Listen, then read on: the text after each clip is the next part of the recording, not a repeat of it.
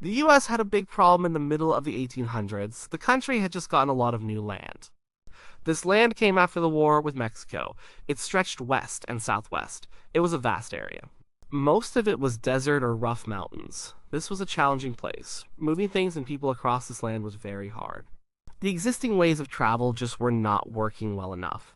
The United States was growing fast. It was expanding west. The war with Mexico ended in 1848. America gained a lot of new territory. This land included parts of what are now California, Nevada, Utah, Arizona, New Mexico, and Texas. This new land was immense. It was wild. It was mostly unmapped, and it was very, very dry. People wanted to move west. They wanted to settle these new areas. The government needed to connect these places. They needed to build roads. They needed to set up forts. Soldiers had to patrol the borders. They had to protect settlers. They had to watch for Native American groups. These groups often resisted the new arrivals. All of this needed transport. It needed reliable ways to move supplies. It needed ways to move equipment. And it needed ways to move people. But the land made this hard. Most of the Southwest was desert. There were long stretches of nothing. Water was scarce. It was often miles between water sources. The sun beat down fiercely. Temperatures could get very high. The ground was rocky. It was dusty. Sometimes there were thick sands. These conditions were tough on everything. They were tough on men. They were tough on animals. The main animals used for transport were horses and mules. Horses were fast, but they needed a lot of water. They also needed a lot of food. They tired quickly in the heat. Their hooves were not ideal for rough, rocky ground. They could get lame. Mules were better. They were tougher than horses. They could carry more weight. They were more sure-footed. They could go longer without water, but even mules had limits.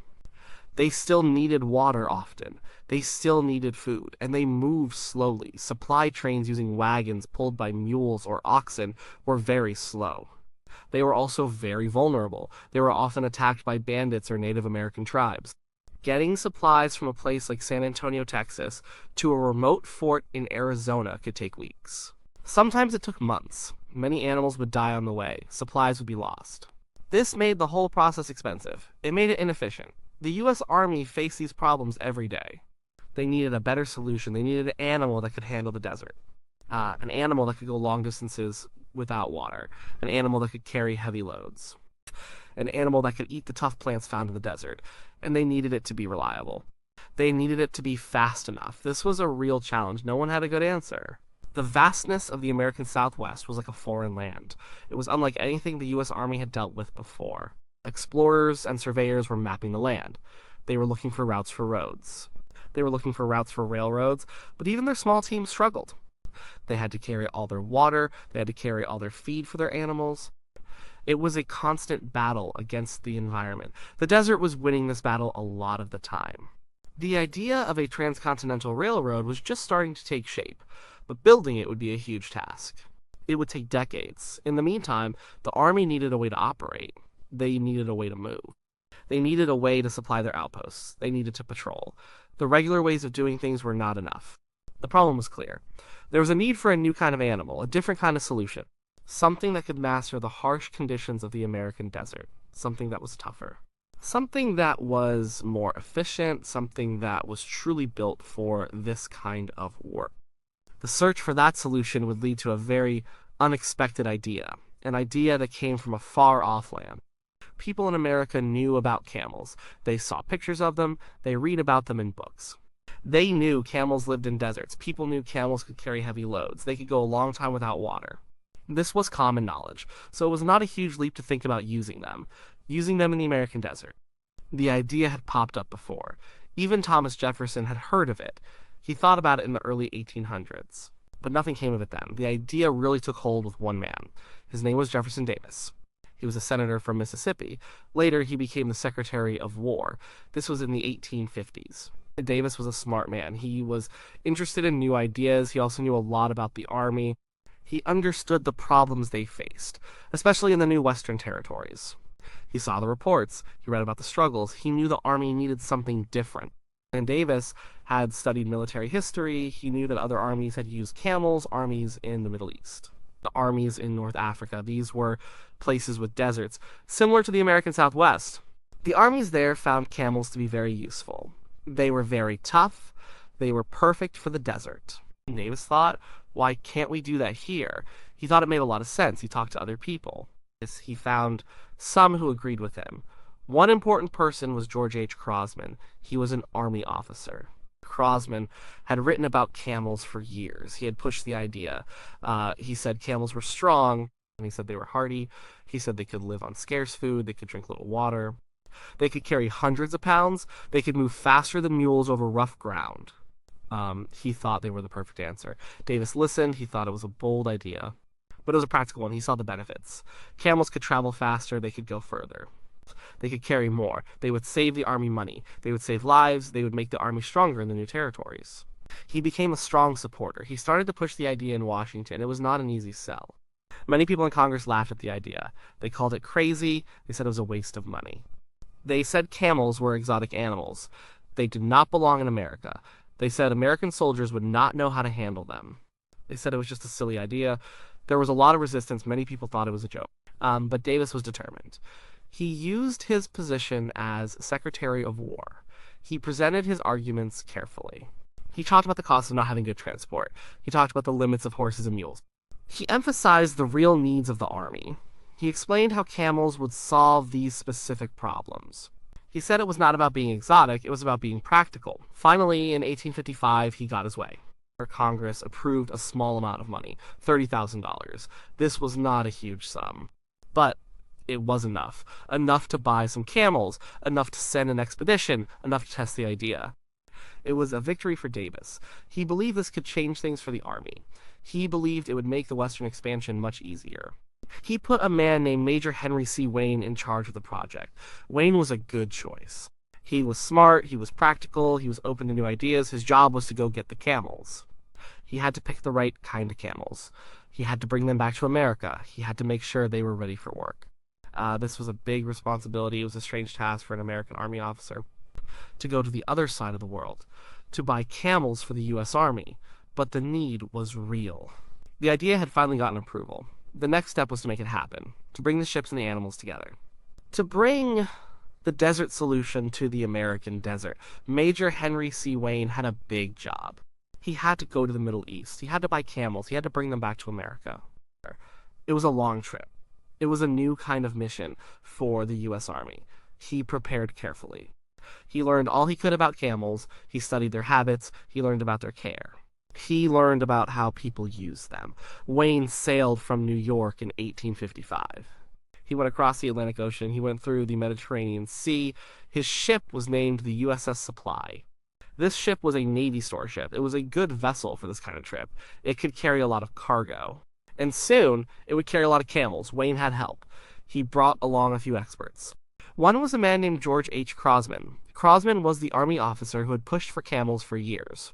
He knew a lot about them. Another important person was Lieutenant David D. Porter. Porter was the ship's commander. He was a good sailor. He was also smart and resourceful. He would be key to getting the animals back alive. Their first stop was in Tunis, North Africa. This was a good place to start looking for camels. They spent time there. They learned more about the local camel trade.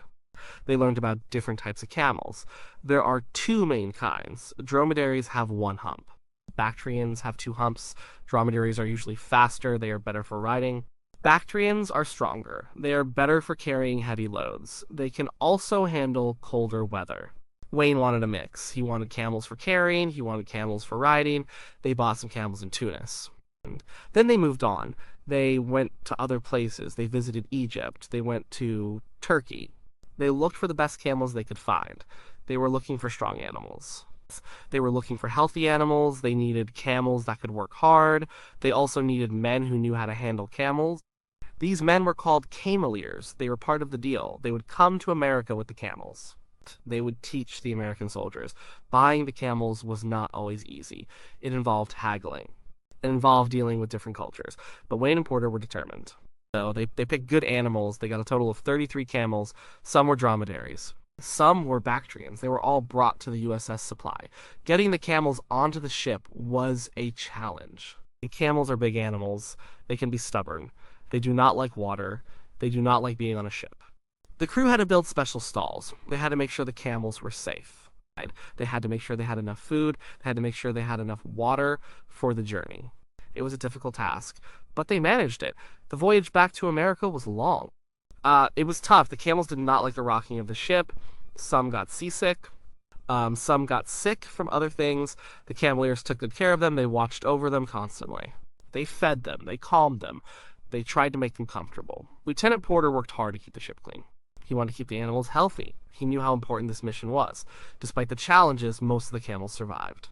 33 camels left. 34 camels arrived. One baby camel was born on the ship.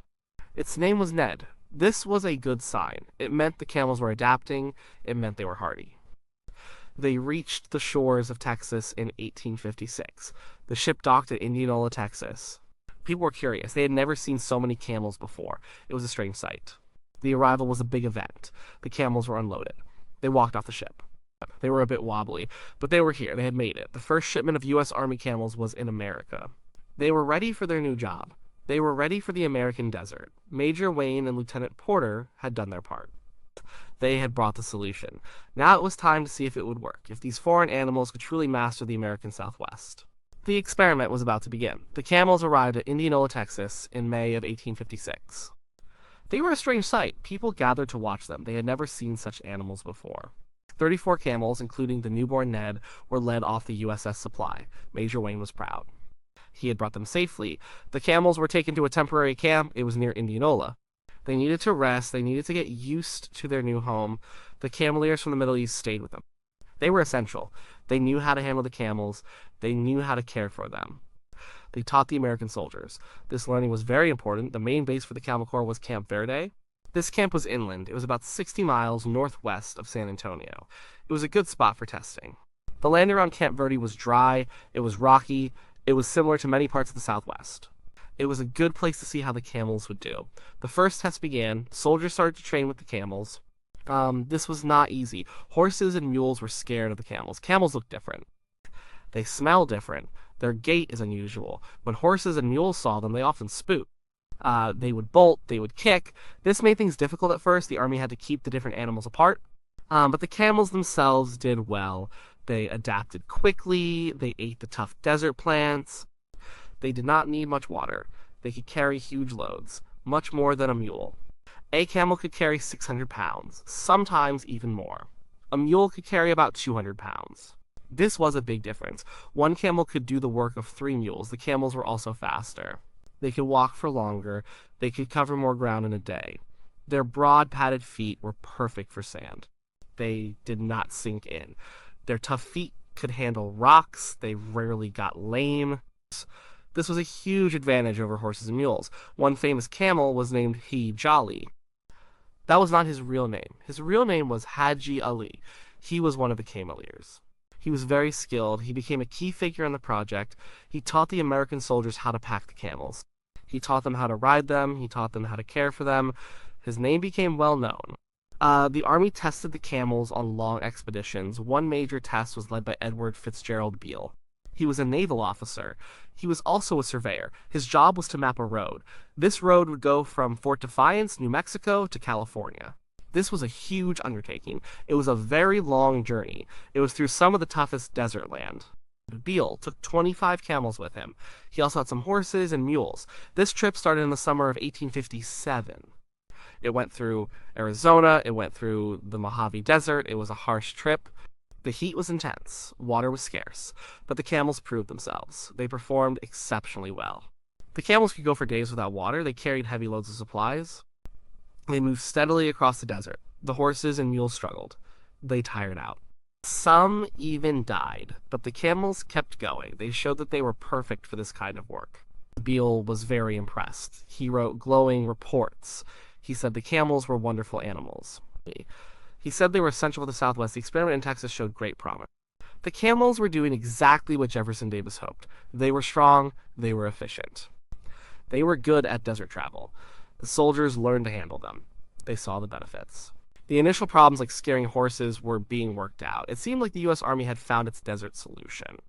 The future looked bright for the Camel Corps. Everyone thought this was just the beginning. The plan was to bring more camels, to expand the project, to make them a regular part of the Army in the West. But things were about to change in America, big changes that would end this unique experiment. The U.S. Army Camel Corps looked like a success. The camels proved themselves in Texas. They proved themselves on the long expedition to California. They were strong, they were hardy, they were perfect for the desert. Everyone involved believed the project would grow. More camels would be bought. They would become a regular part of Army life in the American Southwest. But then, big problems started in the United States. Tensions between the North and the South were growing. Slavery was a huge issue. States were arguing. This led to a terrible conflict. The American Civil War began in 1861. This war changed everything. When the Civil War started, the U.S. Army had to focus on that. They had to fight each other. All other projects were stopped or put on hold. The Camel Corps was one of them. The Army did not need camels for fighting a war between states. They needed soldiers. They needed guns. They needed supplies for a very different kind of battle. Jefferson Davis, who started the whole project, left the U.S. government. He became the President of the Confederate States of America. The man who championed the camels was now leading the enemy. His vision for a desert army with camels was forgotten. The camels at Camp Verde were in Texas. Texas joined the Confederacy. This meant the camels became property of the Confederacy. Confederate soldiers took them over. They tried to use them, but the Confederate Army was not set up for camels. They did not have the trained camelers, they did not have the experience, they also had more urgent things to do. They needed to fight the war. Some reports say the Confederacy tried to use the camels for transport. They used them to carry cotton. They used them to carry supplies, but it was not a successful effort. The camels were spread out, they were not managed well, most soldiers did not know how to handle them. The animals were strange, they were hard to integrate into a standard army. What happened to the camels after that is a bit unclear. Many were sold off. They went to private owners, some were simply let go into the wild. They roamed the deserts of Texas and Arizona, people would see them from time to time. A few became circus attractions. Some were used by prospectors. Prospectors found them useful for carrying mining equipment. They were tough, they were reliable. One famous camel, High Jolly, stayed in America. He worked for the government for a while. He worked for private owners too. He helped with various expeditions. He died in Arizona in 1902. He was a symbol of the camel experiment. There is a monument to him in Arizona. It is a pyramid of rocks with a camel on top. So, why did the Camel Corps fail?